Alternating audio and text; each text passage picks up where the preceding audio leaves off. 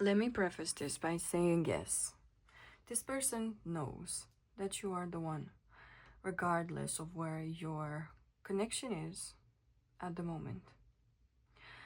I have your energies here.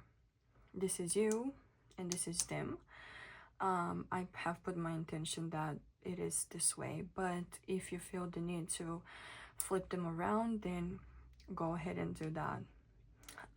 This middle card here is the energy of the connection. This is your past in this connection, and this is the future of your connection or relationship. And I kind of want to start with the overall energy of the relationship because I feel like you guys need some consolation, some reassurance, some solace.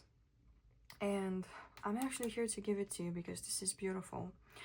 The Queen of Cups is a really, really maternal, caring energy. This is someone who has a lot of empathy, a lot of compassion, a lot of love to give. However, the Queen of Cups must be really careful when overdoing, when overgiving, and putting themselves on a lesser place, or basically neglecting their own needs because they can hold so much of the energy of the other person or the people around them. So in this connection, it is paramount that you guys, as much as you care for each other, it's really, really paramount that you learn how to set proper boundaries. And I know you're sick of hearing that, but it's true. Because one of you has a tendency to overgive and feels a duty in teaching the other or being there for the other, while the other person, and this can be mirrored energy as well. So you might do this at some point and then the roles are reversed and you take on the other role. Because of this, you guys really need to learn how to implement healthy boundaries when it comes to how much you are there for your person, so as not to deplete yourself and neglect yourself. So let's talk a bit about your energies. And like I said, they can be mirrored, flip-flopped. You both can find yourself in both of these archetypes. So I want to start with the orphan.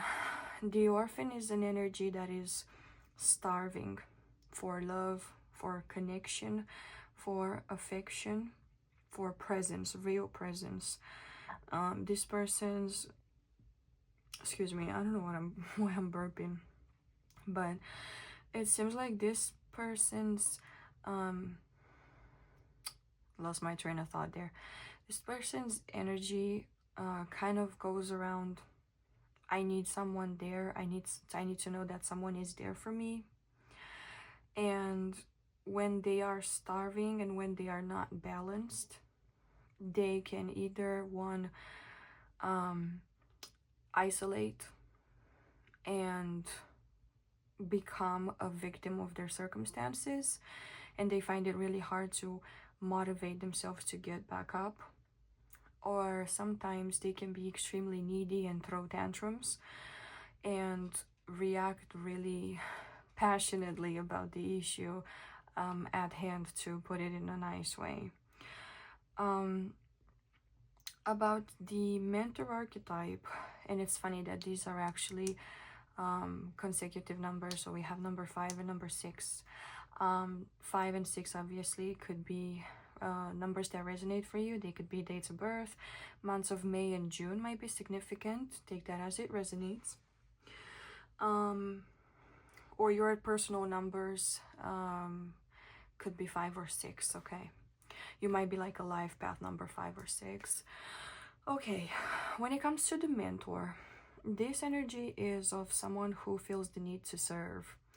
So when dark, the orphan feels the need to receive and ask and devour voraciously whatever affection and attention they can get, while the mentor feels like they are indebted to offer their service and to teach the orphan, because they feel like they have that duty because they're older or more mature. So one of you can be older or more mature, or maybe they developed very early on a very adult-like personality.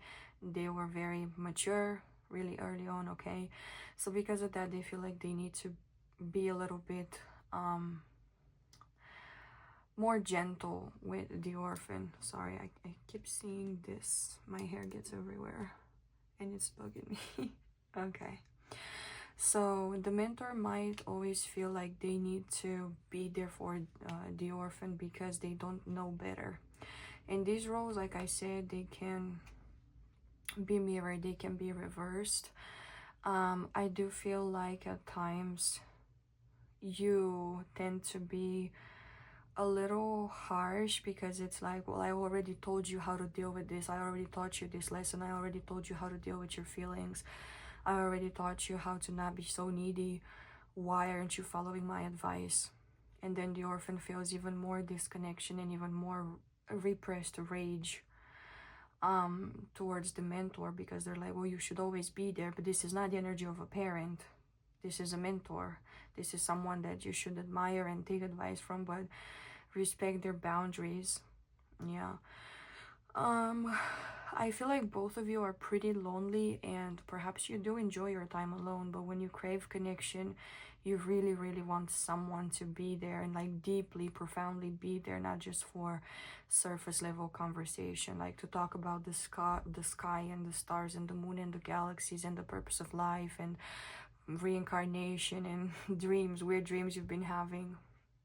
Okay, this is what you guys might be craving. So when it comes to balancing these energies, I would say that you both need to, first of all, be gentle with yourselves, because that gentleness that you expect from each other to recharge is found within you as well.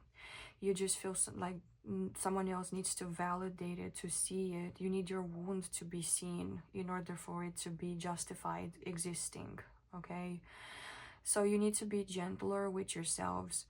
Do things that you enjoy without needing to ask for reassurance from someone else or ask for advice all the time. You might have difficulty asking for or making decisions. You might always feel like you need to ask someone's permission to live your life the way you want to.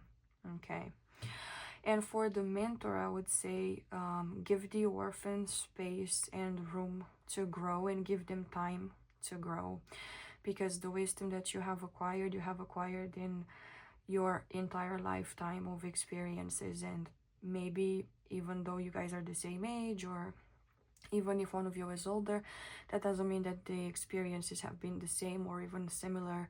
They still need to learn some things that you already know, and you think it's like, oh, that's easy, you just do it. How do you do it? Well, you just do. Well, something you've repeated over and over again, or you've encountered many times and you're used to it, but they're not. Okay, so patience with yourself and patience with the other. When it comes to the past energy of the connection, I do sense clinginess. I do sense neediness. Again, the energy of the orphan went dark.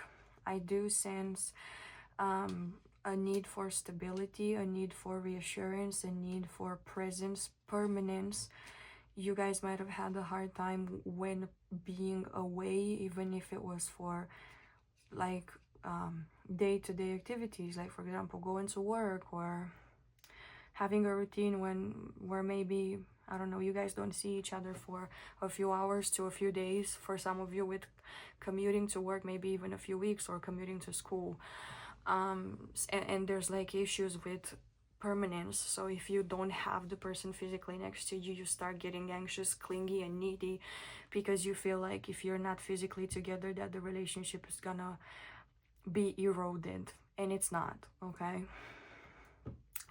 When it comes to the Empress and the Magician reversed, this is to me very childish and vampire energy type combination, because the Empress here reversed is starved and she needs more. And even though she gets a lot already, it feels like she's always asking for more. Okay, she seems very bratty here. She seems very demanding, spoiled, really, is what I'm hearing. You guys might have called each other spoiled. Stop being spoiled, stop being such a child, is what I'm hearing. And there is an absence of maternal energy. I'm not going to say feminine energy necessarily, but maternal energy, that need for tenderness, affection, reassurance, a calming presence. You guys were kind of using each other for that calming presence. Okay, and the Magician, once again, this is a need for something we feel we're lacking. I cannot get my will, I cannot get things my way, so I'm gonna try to force it out of a different, I'm gonna try to outsource it and force it out of a different source. So this is why I'm saying this seems like vampire energy, vampire type of energy. That sounded odd. Anyways, so the Magician here basically says that you were either lacking attention, or you were lacking discipline, you were lacking money, you were lacking inspiration, you were lacking nurturing. Whatever it is you were lacking, you were trying to outsource from your partner, but in a way that was depleting, and it seemed unfair, and it's something you can cultivate within yourself. Okay, that's your past connection energy. For the future connection energy, we have the Seven of Wands, Four of Wands, and Seven of Cups all reversed. Now, I have good news and a little tiny bit of a bad news for you. With the Seven of Wands here reversed, I do feel like you are going to get more comfortable with each other. You're going to learn how to let your guards and your walls down. You're going to be able to let this person in more easily. You're going to be able to control your emotions and your reactions better, not take criticism so harshly and not take it to heart. You're going to be able to take constructive criticism without flaring up and getting triggered, okay? And you are going to be able to get your words across to your partner as well, okay? And they're going to be able to hear it more openly without feeling like it's a direct attack. Also, the way you talk to each other could change in a way that you don't accuse each other of the needs that are not being met. It's your fault this and it's your fault that, and you never do this and you always do that. Yeah, those things are gonna go out the window. But I feel like that's not going to happen really easily. I feel like there's a lot of work that you guys need to put into this, and you're gonna have to learn how to let your walls down. That for some of you might require therapy, or it might require you to actively implement, okay, lessons, ideas that you get from self-help books or podcasts, or even stuff your partner points out. You're gonna have to actually first become aware of it and then actually implement it and go against your initial impulse of reacting in the moment. Now, the good news with this Four of Wands reversed is that the Four of Wands is never bad. It's never bad news. It's never bad juju. The Four of Wands reverse means that something good's about to happen for you, but it's delayed. Okay, so I feel like this connection is going to be delayed until you learn how to implement better boundaries and be less triggered and react better to criticism and react more maturely to criticism. Okay, you're still going to have that officialization of the relationship if you guys are not together.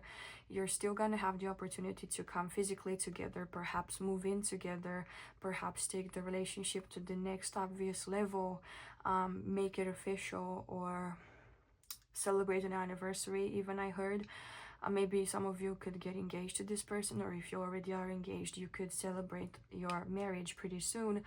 But it is delayed by this factor of you need to learn how to control your emotions and your reactions and not be so easily wounded, okay? And last but not least, for the future of this connection with the Seven of Cups here reversed, I feel like there's gonna be less confusion. You guys are going to focus on one thing. You're gonna make it the focus point of your relationship, and you're gonna get that done and out of the way. I feel like because you guys were focused on too many things at once, nothing was getting done, and it was kind of like there was this fake feeling of being productive because you're thinking and you're talking about a lot of things but not implementing them in actuality. Okay, you're envisioning all the things that could possibly go right, but you're not doing anything to get to that scenario. So the Seven of Cups is clearing up that confusion, and it's helping you get focused, right? And to finish up this reading, I'm going to get a piece of advice for you from Spirit. Okay. Yes, I know my nail is broken. I did not have the energy to fix it. I will fix it eventually. Okay, so we have the Eight of Wands, the Four of Swords, and can I get one more, Spirit? Yeah, and the Eight of Swords. And the bottom of the deck is the Knight of Wands. So cheer up, lighten up. I heard don't take it so hard. It's not a you know what. I also heard don't rush. Stop rushing to conclusions. Stop hurrying to conclusions. If you had planned a vacation, you might want to rethink that. Perhaps that's the one thing that you guys are going to postpone until you feel better, because if you get a vacation now but you're not on good terms or in speaking terms, you know, a cancellation might be necessary so you guys get your money back or most of it back as a refund, or you might go on vacation together but not enjoy it and feel like all that effort and money was wasted because you should have felt better first. And I do get that with the Four of Swords here. There's healing to be done.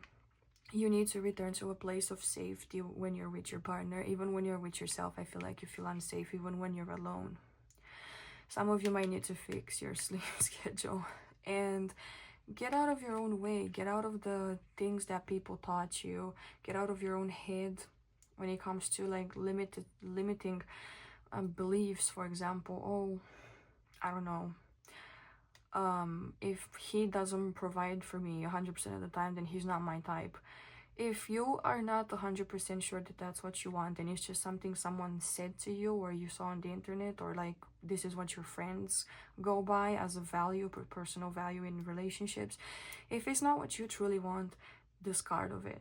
Anything that has to do with the dynamic of the relationship that does not deeply resonate with you needs to be discarded.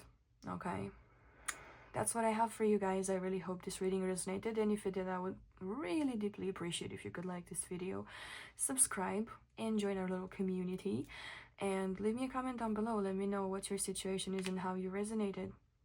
All right, thank you for being here, and I shall see you next time.